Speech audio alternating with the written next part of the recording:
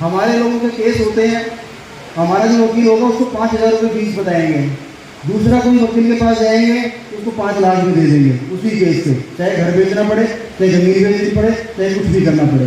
तो आप एजुकेशन लो, बिजनेस में आइए, IAS IPS में आइए, तभी कुछ हो सकता है। आप अपना पॉलिटिकल बैकग्राउंड भी अपना सख्त रखिए, मजबूत रखिए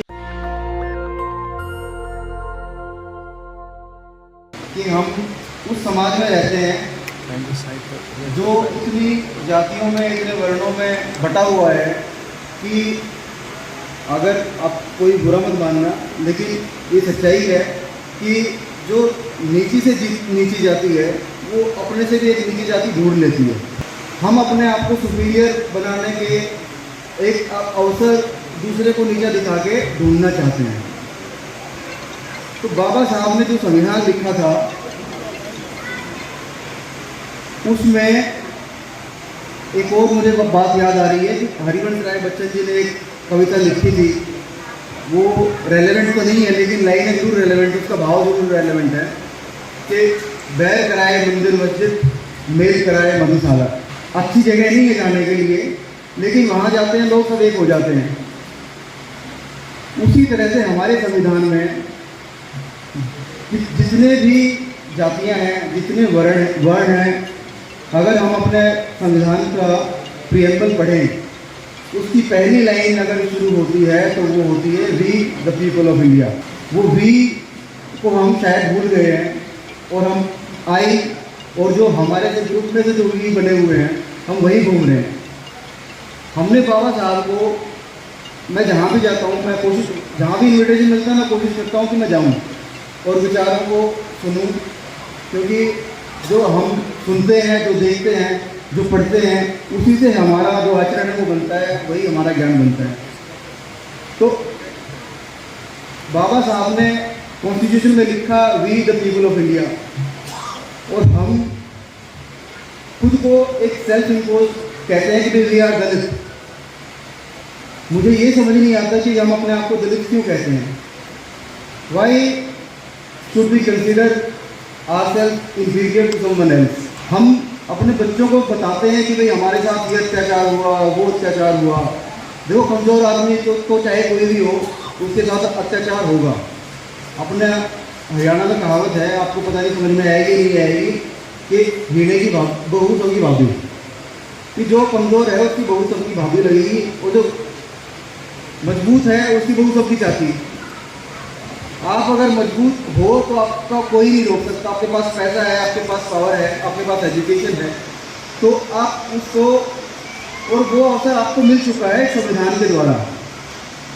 हमारे पास भी वही 2 हाथ, वो 2 पैर, वो 2 आंखें जो उनके पास है, मतलब जो हम कंपेयर करते हैं जो औरों के पास हैं, तो हम उसको कंपेयर करते हैं कि भाई वो सुपीरियर हैं, हम इन्फीरियर हैं।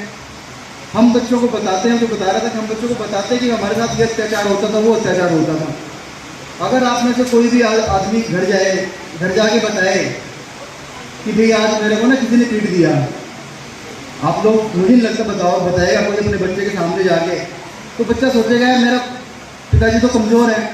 तो आप बच्चों के सामने आप जाके बताते हो कि मुझे पीटा या मुझे गाली दी या कुछ और किया, तो बच्चे में, मुझे लगता है साइकोलॉजिकली एक इंफीरियरिटी कॉम्प्लेक्स आता है कि जी हाँ, मेरे पिताजी के साथ अगर किसी ने ऐसा कुछ किया है तो मेरे साथ भी ऐसा कुछ हो सकता है। हम लोगों को वो बातें पढ़ाते हैं जो हमें कहीं ना कहीं डिग्रेड करती हैं। बेशक वो सच्चाई हो सकती है, लेकिन अपने दिल पे हाथ रख के बताइए कि हम सारी सच्चाई बच्चों को बताते हैं? मुझे लगता है नहीं बताते। हम क्यों वो बातें बताएं अपने आप को या फिर अपने बच्चों को? हम पीढ़ी दर पीढ़ी वो बातें आज क्यों बढ़ाते जा रहे हैं? आप उनको बताओ, आप उनको पढ़ाओ कि भीमाकोरे गांव में क्या युद्ध हुआ था, 500 आदमियों ने किस तरह से एक युद्ध लड़ा था, और दूसरी जो सेना थी जिसमें लगभग 20,000 आदमी, जहाँ तक मुझे याद आ रहा है, कि उनको हराया था। आप अगर ऐसी बातें बताएंगे तो उनके मन में ये बातें आती हैं कि भाई हाँ, हम किसी से कमज़ोर नहीं हैं। अब उनको, बच्चों के मन में ये भावना कभी मत पैदा करो कि भाई आप ये नहीं कर सकते। मैं, आप देख के शायद लगता होगा कि भाई ये दौड़ता नहीं होगा, लेकिन मैं रनिंग करता हूँ, आज भी सुबह 11 किलोमीटर भाग के आया था। मैं जहाँ रनिंग करता हूँ वहाँ एक पेड़ है छोटा सा, और वो झुक गया ऐसे, वो टूट भी गया था। मैं 2-4 महीने 6 महीने मैंने देखा उसको, उसमें पानी आता रहा, आज वो पेड़ सीधा खड़ा है। तो अगर उस पेड़ को कोई देख के काट देता या उसके ऊपर उसके पास कोई कुछ पानी ना मिलता नेचुरल, तो नेचुरली उसको जो मिल रहा है प्रोसेस है।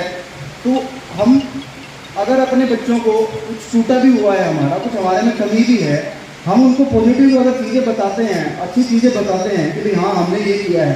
आज अगर मैं देखूँ, मैं अपने बच्चों को बताऊँ कि भाई मैंने मेहनत करी है, मेहनत करके आगे बढ़ा हूँ, और मैं उनको बताऊँ कि स्कूल में मुझे दूसरी कास्ट के बच्चे ऐसे कहते थे वैसे कहते थे, तो वो क्या फील करेंगे कि भाई हाँ मेरे फादर जैसे उनके साथ ऐसा हुआ था, तो हमारे साथ क्या हो सकता है।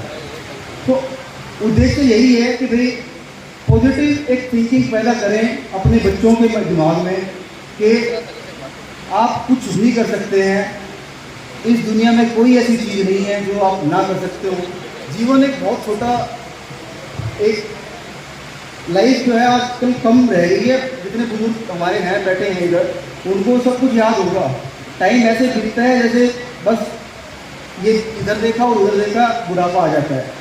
तो हम अपने बच्चों को फ्यूचर के बारे में उनको तैयार करें, उनको उन चीज़ों के बारे में, मुझे लगता है अपने आप वो एक ज़िंदगी में उनकी ऐसा दिन आएगा कि उनको पता चलेगा वो किस कास्ट से, किस धर्म से, किस रिलीजन, किस क्रीड से हमारा रिलेशन है, और हमारे साथ अगर कुछ हुआ होगा तो वो एक उनकी मन की स्थिति ऐसी होगी कि वो उस टाइम को उसको टैकल कर सकें, ना कि ऐसा कि भाई हाँ हम बताएं और उनके दिमाग में एक इन्फीरियरिटी अपना चलती रहे कि भाई ये ऐसे हैं वो ऐसे हैं। तो दूसरा ये है कि शिक्षित तो बाबा साहब ने कहा ही है, और एजुकेशन सोसाइटी भी चल रही है, लोगों अब मैं सुन रहा था स्कूल भी खोल रखे हैं। तो शिक्षा ऐसी हो कि जो जीवन में काम आए, बच्चों को कामयाब बनाए। ऐसा नहीं है कि भाई पढ़ा पास हो गए, ऐसा हो कि उनमें अंदर एक कॉन्फिडेंस है। दूसरा, हम जो जैसे संघर्ष की बात करते हैं, आप लोग सभी मेरे से काफ़ी बड़े भी बैठे हैं, मज़ा आता है जब बच्चे होते हैं कहीं। तो हम संघर्ष की बात अगर एक छोटा सा एग्जाम्पल अगर हम देखें तो रंग बिरंगी तितली आप देखते होंगे जरूर, जो कितनी अच्छी लगती हैं, कितनी सुंदर लगती हैं जब वो उड़ती हैं। लेकिन उसका एक प्रोसेस है, उसका जो वो हमको सुकून जैसे बोलते हैं, वो शेल्स में से जब वो अगर वो बाहर निकलती है और कोई आदमी उसको देख ले और वो उसको सोचे कि भी इसको परेशानी हो रही है और इसको मैं निकाल दूँ, तो उसको अगर वो थोड़ा सा भी फुरेज दें तो वो तितली जो है उसके पंख नहीं आएंगे, वो जीवन भर नहीं उड़ सकती, ना उसमें कलर आएंगे। तो संघर्ष का मतलब ये है कि वे हम अपने बच्चों को ओपन फील्ड दें, उनको बताएं, उनको ग्राउंड में छोड़ें कि भैया संघर्ष करो, जो फिर उनको मज़ा आएगा अपना। जो अगर सक्सेसफुल वो होते हैं तो उनकी एक अलग ही कहानी होगी, जैसे बाबा साहब की हुई है। और संगठित रहने का काम मेरे ख्याल से लाखों करोड़ों संस्था हिंदुस्तान में ऐसी हैं जो बाबा साहब के नाम पर चल रही है। अगर कोई आदमी, सभी चाहते हैं भगत सिंह किसी और के घर में होना चाहिए, पर किसी और के घर में होना चाहिए। अगर कोई आदमी ऐसा हो कि इनको अगर जोड़ देना फिर तो आपके 100-150 MLA तो वैसे MLA MP तो वैसे ही बन जाएंगे। लेकिन हम सब अलग अलग अपने पता नहीं किस स्वार्थ में या किस कोई क्या वजह है हम इकट्ठे नहीं हो पा रहे। तो यही आशा करता हूँ कि हम इकट्ठे हो जाएं, बिजनेस करें। सबसे ज़्यादा ज़रूरत है आप लोगों की, बच्चों की, हमारा जुडिशरी में वो एडवोकेट बने, समाज की लड़ाई लड़ें। अगर किसी के साथ अत्याचार होता है, लोग कोर्ट में जाते हैं, वहाँ सबसे ज़्यादा ज़रूरत है। लोअर जुडिशरी में तो फिर भी रिजर्वेशन के कारण हम सिलेक्शन हो जाता है, लेकिन हायर जुडिशरी में, हाई कोर्ट की अगर हम बात करें तो वहाँ नहीं हो पाता। उसके लिए काफ़ी पैरामीटर्स हैं, उसके लिए प्रैक्टिस अच्छी होनी चाहिए। हमारे लोगों के केस होते हैं, हमारा जो वकील होगा उसको 5,000 रुपये फीस बताएंगे, दूसरा कोई वकील के पास जाएंगे उसको 5 लाख भी दे देंगे उसी केस से, चाहे घर बेचना पड़े, चाहे ज़मीन बेचनी पड़े, चाहे कुछ भी करना पड़े। तो आप एजुकेशन लो, बिजनेस में आइए, IAS IPS में आइए, तभी कुछ हो सकता है।